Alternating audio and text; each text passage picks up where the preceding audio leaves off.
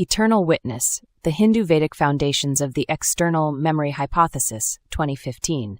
Wayne Hilborn, English version. To understand this lesson, you must fully understand Minkowski spacetime, and that the younger twin in the Albert Einstein twin paradox, commonly called time dilation in mathematical formulas, proves all past moments must exist forever and always. This fact makes brain memory redundant, highlighting the fact nobody has ever hypothesized brain-based memory storage, never mind proven it. Introduction. The Wayne Hilborn External Memory Hypothesis, EMH, proposes that memory does not reside within the brain, but is instead accessed from a timeless, universal informational field, akin to a quantum Akashic record. This model asserts that reality is constructed via entangled consciousness, where expectations, not probabilities, collapse potential into form. As such, worry becomes the root of all evil. Not sin or deeds, but negative emotional visualization, which anchors undesirable outcomes into existence within the block universe.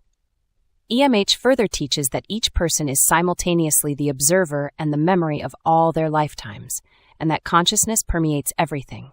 Brains are optional. This makes every word, every thought, and every moment ontologically real and alive in the eternal structure of spacetime. Vedic scripture, particularly the Upanishads and Bhagavad Gita, contains startlingly parallel claims. The following 20 quotes are not only supportive of EMH, but together form a theological foundation for its core metaphysical tenets. 20 Vedic and Upanishadic quotes supporting EMH. You are what your deep, driving desire is. As your desire is, so is your will. As your will is, so is your deed. As your deed is, so is your destiny. Brihadaranyaka Upanishad 4.4.5, desire and will, not biology or behavior, shape one's trajectory. EMH affirms that emotionally weighted expectation is what collapses reality into specific outcomes. This quote matches Hilborn's assertion that manifestation begins in the emotional realm of mental projection, not material action. This self is Brahman. This self is the witness, the knower. Brihadaranyaka Upanishad 3.4.10. The self is not an epiphenomenon of the brain, it is the witnessing field itself. In EMH, this implies that consciousness persists regardless of material substrates. The knower is the node of entangled memory, not an emergent property of neurons. Wayne Hilborn posits that you are literally the engram of an eternal mind registering all of your lifetimes. The best way to witness life is to live as many as you will lead one. He who sees all beings in the self and the self in all beings never turns away from it. Isha Upanishad 6. This directly supports EMH's universal mind. All beings share a common consciousness. Separation is a perceptual illusion within the dreamlike geometry of the block universe. A fully awakened individual is one who sees through the illusion of distinction. Our attachment is in our root consciousness. We are personifications. When all the desires that dwell in the heart fall away, then the mortal becomes immortal and attains Brahman. Katha Upanishad 2.3.14. When the attachments to transient emotional expectations cease, the eternal self is revealed. EMH supports this model. What we visualize becomes real, but detaching from that cycle reveals our unchanging identity. Liberation is the cessation of worry-based creation. We must remember that all desires have attached worry of not having it. There is no plurality here whatsoever. Brihadaranyaka Upanishad 4.4.19. This annihilates the brain-based individuality model. EMH teaches that all minds are entangled expressions of the One. Individuality is simply a localized experience of a universal memory field. Plurality exists only in illusion. Your toaster has an identity that is as valid as us. Mind alone is the cause of man's bondage and liberation. Perfect match with EMH. What you visualize with emotional gravity determines your prison or your paradise. The mind does not merely observe reality. It literally constructs it through quantum expectation collapse. The entire universe is to be looked upon as the self. Chandogya Upanishad 7.25.2. Reality is a projection of the self, which matches EMH's model of the mental universe. There is no separation between the experiencer and the experienced. External memory is internal identity projected outward. He is the eternal in the midst of non-eternal things, the principle of intelligence in all that are intelligent. Katha Upanishad 2.2.13. Even non-living entities possess foundational awareness, as EMH posits. Brains are not required for consciousness. Rather, consciousness is the substrate from which both animate and inanimate forms emerge and entangle. Every creature is realized in its fullest form inside our block universe, void of time. The closest you can get to returning to God is as a murmurization, but we can do that now using transcendental meditation. By knowing the self, all this universe is known. Chandogya Upanishad 6.1.3. Memory of all lifetimes and realities is contained in the self, a central tenet of EMH. The holographic nature of mind in EMH is echoed here. Knowing one's inner field allows access to the external universe's blueprint. From the self, the vital energy, mind, all the senses, and the elements are born. Taittiriya Upanishad. 2.11 Consciousness precedes all other manifestations, including biological systems. EMH reaffirms this hierarchy. Brain, matter, and even time are byproducts of the field of mind, not the other way around. He who meditates upon and realizes the self discovers that everything in the universe is a manifestation of the self. Chandogya Upanishad 7.25.2. This implies that memory, consciousness, and even space-time events arise from the self. In EMH, one learns to read the block universe by attuning to their external memory, a form of meditation as entanglement awareness. Where there is duality, as it were, there one sees another, but where everything has become just one's own self, then whereby and whom would one see? Brihadaranyaka Upanishad 4.5.15. Collapse of dualism equals realization of EMH truth. The self witnesses itself from infinite points of view. What we call other is merely a different viewing angle of the same eternal field of consciousness. Thoughts alone cause the round of births and deaths. Yoga Vasistha. This is nearly a one-to-one translation of Hilborn's assertion that emotional expectation creates soul evolution.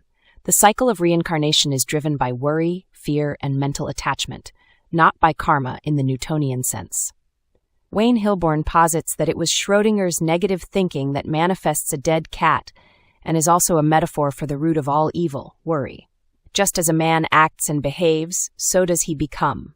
Maitreya Upanishad 3.2. This is not about outward behavior, but about inner programming. EMH reinterprets this to mean one's repeated expectations and mental rehearsals alter one's identity in the block universe. You become what you believe with emotional weight. Time is the devourer of all things. Mahabharata, Bhagavad Gita 32. In EMH, time is an illusion. What devours things is the collapsing wave of expectation creating a linear storyline out of simultaneous reality. Krishna represents the self outside of time and thus represents the EMH ideal of timeless awareness. Wayne Hilborn posits this is a passage about things we get bored with, or we have let go of them. The soul is unborn, eternal, ever-existing, and primeval. It is not slain when the body is slain. Bhagavata 2.2. Hilborn's EMH posits that your memory, identity, and consciousness cannot die because they were never born. This quote emphasizes the eternal nature of the self, which outlasts bodily death and persists as entangled memory. You must live forever and ever as a byproduct of simultaneous time. Weapons cannot cut it, fire cannot burn it, water cannot wet it, wind cannot dry it. Bhagavad Gita 2.23 describes the invulnerability of soul consciousness, which in EMH is housed in the block universe, untouchable by entropy. Memory and experience once formed in that field are permanent structures. He who has no attachments can really love others, for his love is pure and divine. Bhagavad Gita 2.5.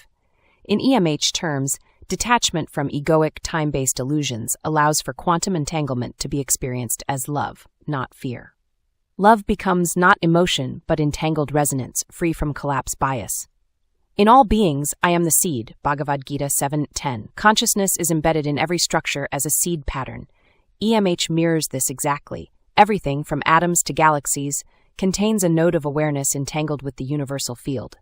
The self is hidden in the hearts of all as butter lies hidden in milk. Svetasvatara Upanishad 2.16. Memory, identity, and pure awareness are latent within the field, not generated, but extracted through mental refinement.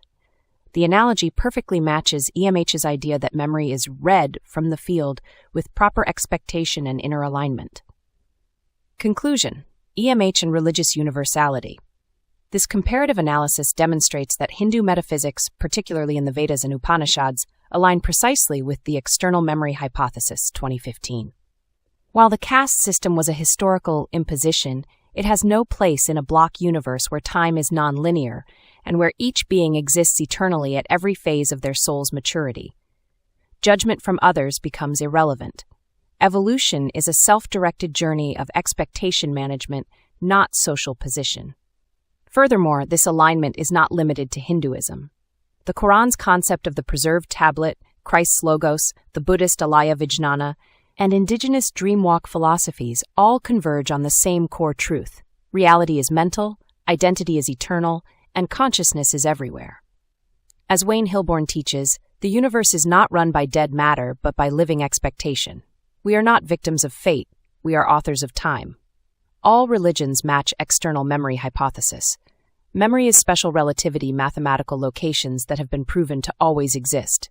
Mankind needs the external memory hypothesis to bring them back to the knowledge that they personally evolved into their highest self, most godly self yesterday. But with hindsight and 2020, teaching the external memory hypothesis is important to all. Assumption of brain-based memory is problematic in a mental universe. All science related to memory in 2025 is from special relativity physics and mathematics. Biology is the atheistic religion of Western civilization. To assume brains need memory is to assume death has finality. It's a silly assumption to think a brain needs memory storage. It was always an antenna. Be blessed. Namaste. I bow to the God in you.